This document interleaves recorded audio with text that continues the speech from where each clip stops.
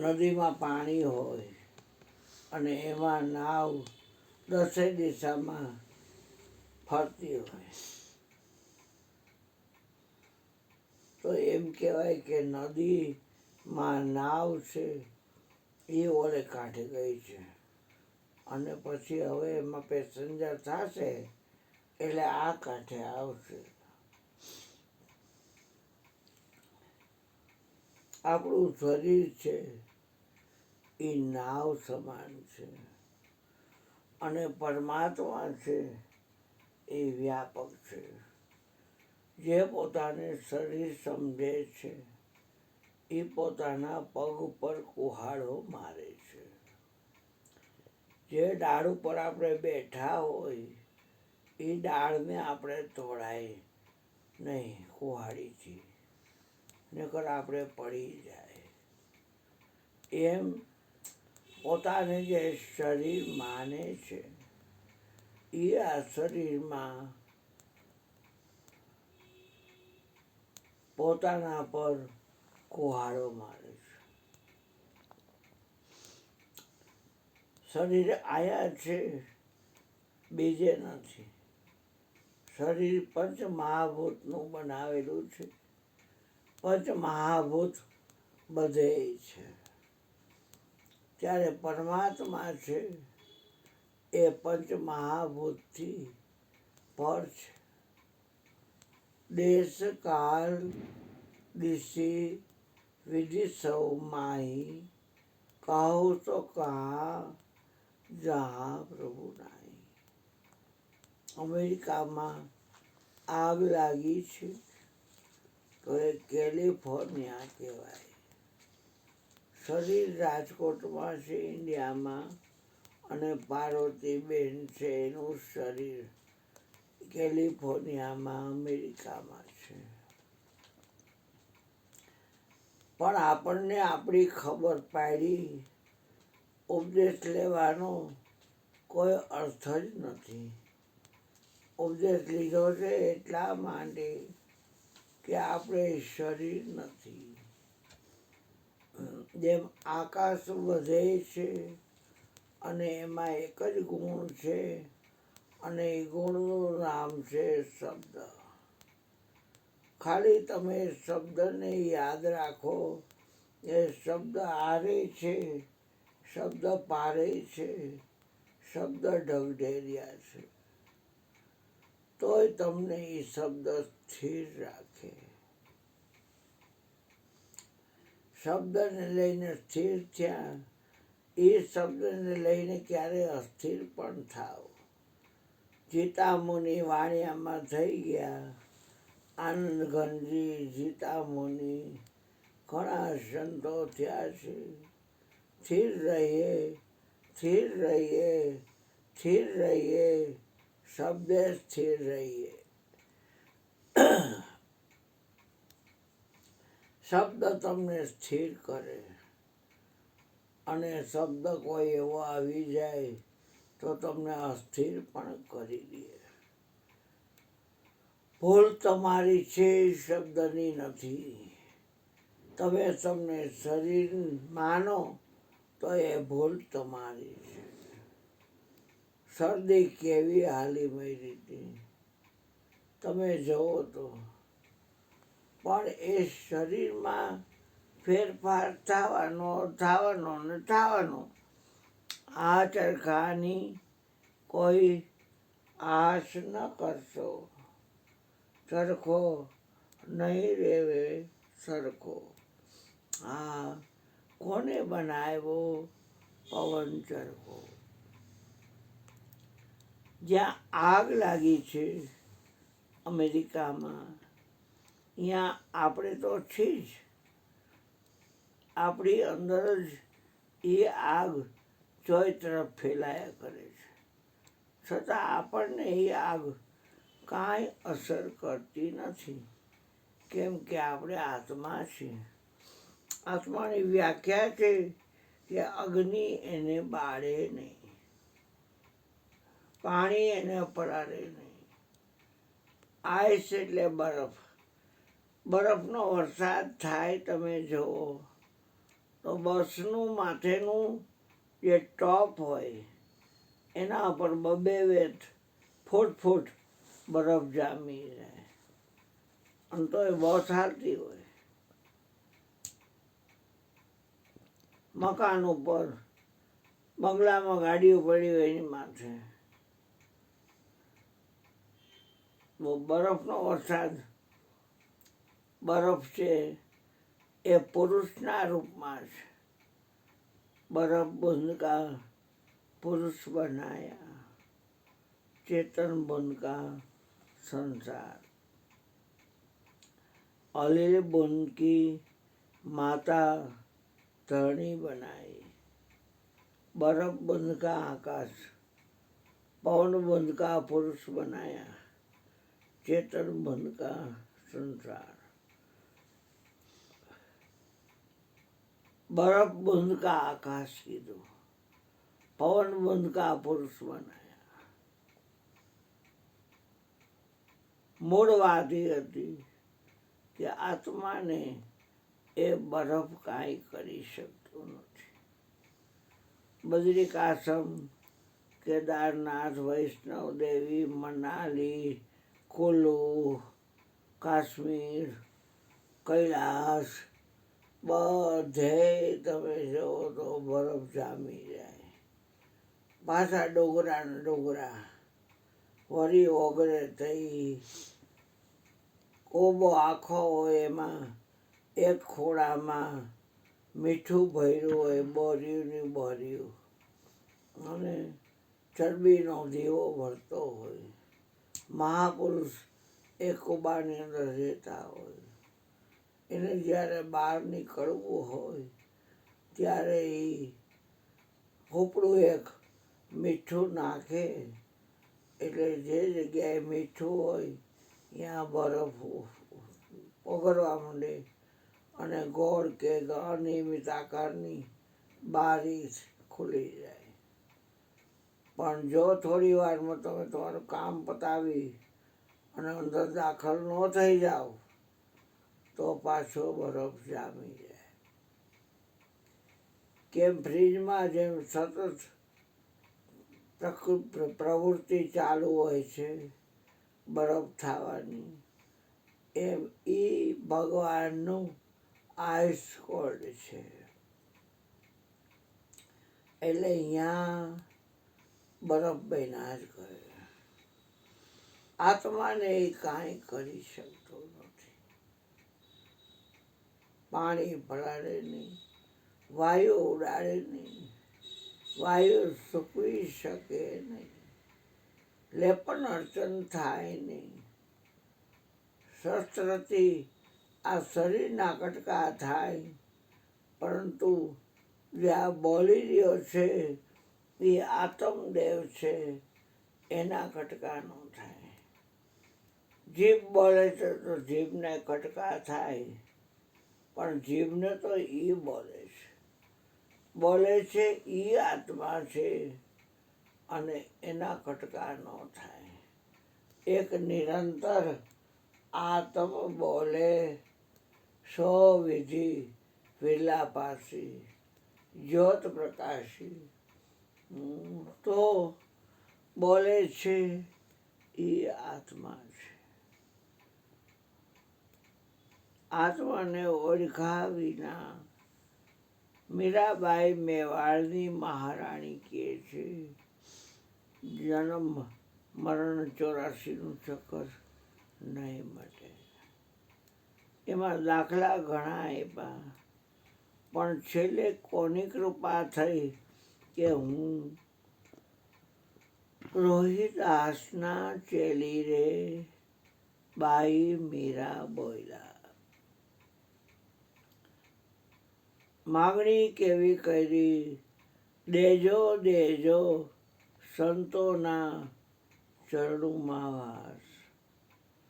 આ આત્માને ઓળખા વિના રે, ભ્રમણાને ભાંગ્યા વિના રે, ભ્રાંતિ ભગાડ્યા વિના રે, 184 નહીં મટે. સર્વવ્યાપકની વાતો કરે સર્વવ્યાપક થવાતું નથી. જોવે છે એ શરીર નથી, સાંભળે છે એ શરીર નથી, સૂંઘે છે એ શરીર નથી, ચામડી વડે સ્પર્શને જે જાણે છે એ ત્વચા ઇન્દ્રિય નથી, જીવા સ્વાદ માણે છે એ રસના ઇન્દ્રિય નથી, ગંધને જાણે છે એ ઘાણેન્દ્રિય કહેતા નાક નથી, લેતી દેતી કરે છે એ હાથ નથી, હાલે છે એ પગ નથી. શ્વાસોશ્વાસની ક્રિયા જે કરે છે એ શ્વાસોશ્વાસની ક્રિયા નથી. તો આપણને ગુરુજીએ જ્ઞાન આપ્યું છે અને આપણને નક્કી કરાવ્યા છે કે તમે આમ કેટલા, આમ કેટલા, આમ કેટલા, આમ કેટલા, આમ કેટલા, આમ કેટલા, ચારે ચાર ખૂણા ઈશાન છે, નૈઋત્ય છે, વાયવ્ય છે, અગ્નિ છે, પૂર્વ પશ્ચિમ ઉત્તર દક્ષિણ અને ઉપર નીચે. અરજ ઉરજમાં આ અરજ કહેવાય અને આ ઉરજ કહેવાય. એમાં આપ બિરાજ્યા, આપણે પોતે આપ પ્રકાશે આપને દેખા. સૂર્યમાં તેજ છે એનાથી તમને જોયા નથી. ચંદ્રમાની અંદર તમારું તેજ છે. અહીંયા રોટલા હોબસો કર્યા એ અગ્નિમાં તમારું તેજ, આ ગાયની ઘીની જ્યોતમાં તમારું તેજ. પણ તમે એને લઈને નથી, એ તમારે લઈને છે. કેમ કે આપ પ્રકાશે આપને પેખા. પોતાના પ્રકાશથી પોતાને જોયો. ભાડુંથી ઓછીનો લીધેલો, માગીને લીધેલો પ્રકાશ નથી. લાઇટ ગઈ હતી તો મીણબત્તી કરવી પડી, મોબાઈલમાં લાઇટ ચાલુ કરવી પડી અને પછી મોબાઈલની લાઇટ વડે જોયું આપણે, છતાંય લાઇટ મોબાઈલની થઈ અને દેખાણું જોવું હતું. આ વાત આખી અલગ છે. આપ પ્રકાશે આપને પેખા. પોતાના પ્રકાશથી નાને મોઢે મોટી વાત, પણ દિલની વાત તો એવડી મોટી છે કે પ્રયોગ કરો તો તમને ખ્યાલ આવે. સાધનનો ઉપયોગ કરો છો પણ તમે સાધનનો ઉપયોગ કરવાવાળા સાધનના સ્વામી છો, પતિ છો, કંઠ છો, નાથ છો, કાંત છો, ધણી છો. સ્વામી સાધનમાં ન આવે. હરિવ્યાપક સર્વત્ર સમાના, પ્રેમ તે પ્રગટ હોય મેં જાના. એટલે આવી વાત છે ભાઈ. નદીમાં જ નાવ ચાલે, પણ નાવમાં નદીનું પાણી પ્રવેશે એ ના ચાલે. એમાં બધાએ સહી કરશે, કેમ કે બધાને ખબર છે કે એક જ છિદ્ર પડે જો નાવમાં અને તોય ડૂબી જાય છે.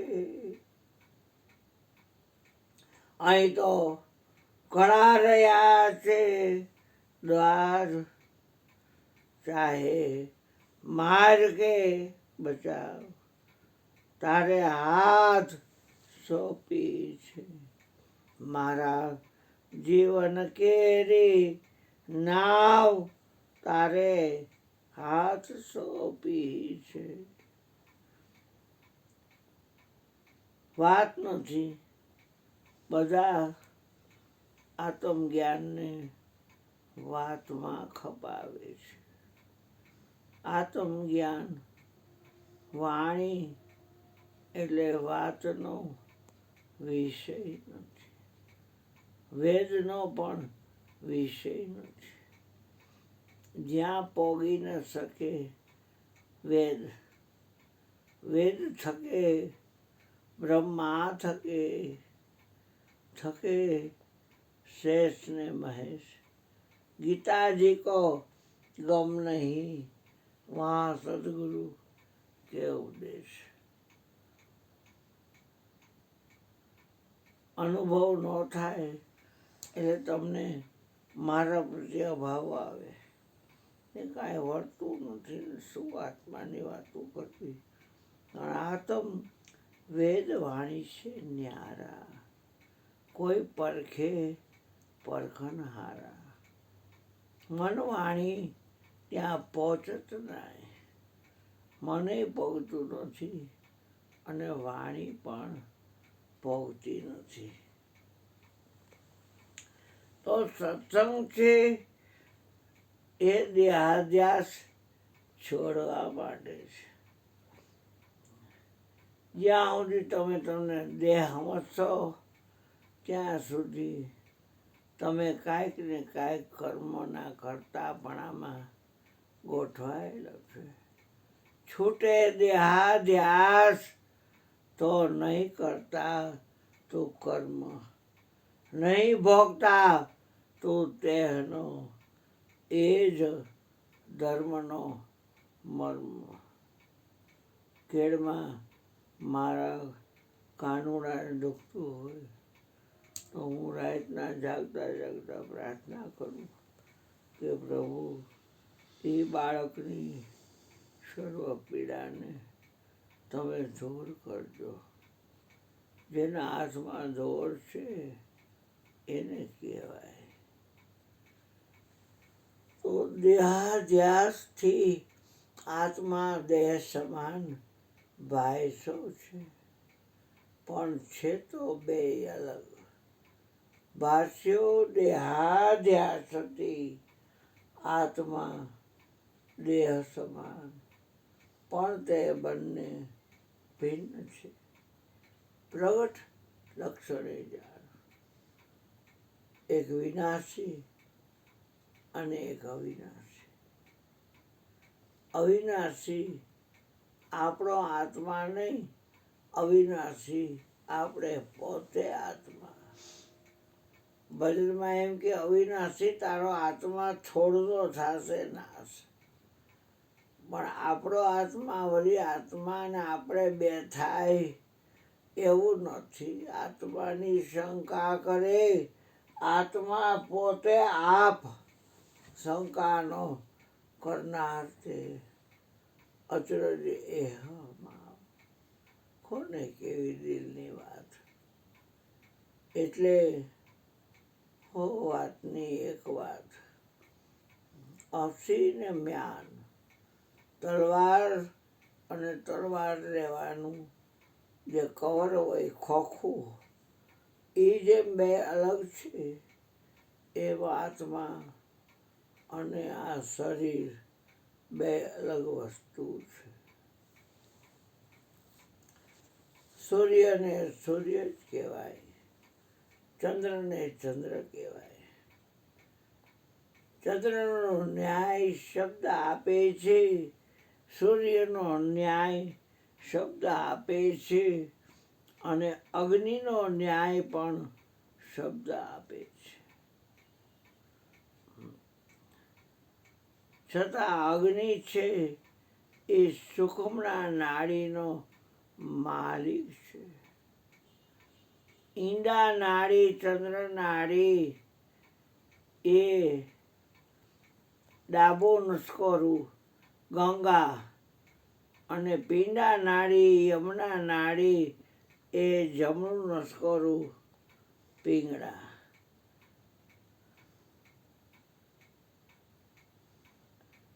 આત્મદેવ એ ત્રણેય નાડીથી અલગ છે.